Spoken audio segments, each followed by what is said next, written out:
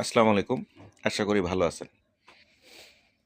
বিষয়টা হচ্ছে বাংলাদেশটা জন্ম হয়েছে নতুন করে ১৯৭১ সালে বাংলাদেশ নামটা।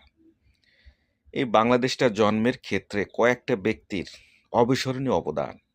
মাওলানা ভাসানী, হোসেন শহীদ সোহরাওয়ার্দী, শহীদ প্রেসিডেন্ট জিয়াউর রহমান, সর্বোপরি বঙ্গবন্ধু শেখ মুজিবুর রহমান।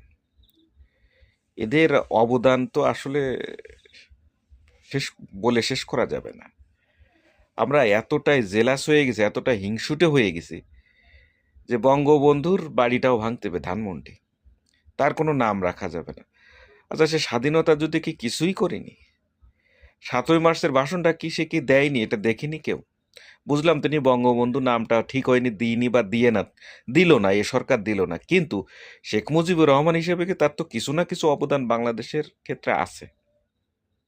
এটা তো বহির্বিশ্বের লোকজনও জানে।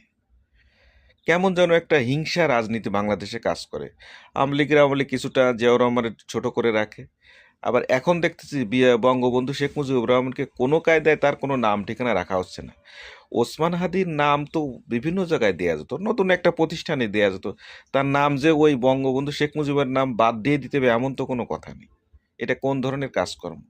এটা বুঝলাম না। এই যে ধানমন্ডি ৩২ নম্বর ভাঙা হলো, এই ধানমন্ডি ৩২ নম্বরটা করা হয়েছিল কি শেখ মুজিবুর রহমান তার নিজের টাকায়? শেখ হাসিনা নিজের টাকায় না, এটা জনগণের টাকায়। ঠিক আছে, না ভেঙে ওটা অন্য কোনো স্মৃতিকার ওইখানে লিখা রাখা হতো, যেটা আওয়ামী লীগের একটা ছিল, প্রতিষ্ঠান ছিল। ওটা ভাঙার কি দরকার? আপনারা যারা ভাঙছেন একটু ভেবে দেখেছেন যেটা আবার নতুন করে তৈরি করতে যে টাকা লাগবে সেটা কি ওই মন্ত্রীরা, এমপিরা ওই টাকা কি পকেটের থেকে দেবে? ও তো আমাদের ট্যাক্সের টাকায় দেবে। এত উজোকে তো দরকার নেই। এত রক্ত গরম কেন আপনাদের? এত রক্ত গরম কেন? হ্যাঁ, আমলিগ চলে গেছে, সব ভেঙে চুরে ফেলতে হবে। এবার আমলিগ যখন ক্ষমতায় আসবে তখন আপনারা যা করবেন এগুলো ভেঙে চুরে ফেলাই দেবেন। তাহলে সেতুটা রেখে লাভ কি? বঙ্গবন্ধু সেতু, এই পদ্মা সেতুটা ভাঙেন, অসুবিধে কি? ভাঙেন, এটা পদ্মা সেতুটা ভেঙে ফেলেন। পদ্মা সেতু ভাঙা যাচ্ছে না তাই যে ওটার পর দিয়ে যা আশা করবো, মামু বাড়ি যাবো, ওটার পর দিয়ে শ্বশুর বাড়ি যাবো, হ্যাঁ, ওটার মধ্যে প্রেমিকা নিয়ে ঘুরে বেড়াবো, ওটা আর ভাঙা যায় না? না, মানে এত উগ্রতা ভালো না। ভারতের মতো আপনারা উগ্র হয়েন না। এটা কোন ধরনের রাজনীতি শুরু হয়েছে? শেখ মুজিবুর রহমানের কোনো অবদান নেই, ধানমন্ডি ৩২ নম্বরের কোনো অবদান নেই। তিনি তো জানতেন বাংলাদেশের দুর্নীতিবাজের সংখ্যা, সে তো বলেও গেছেন। এবং তার ভাইরা বা যারা ছিল দুর্নীতিবাজ তাদেরকে তিনি ঘৃণা করে গেছেন।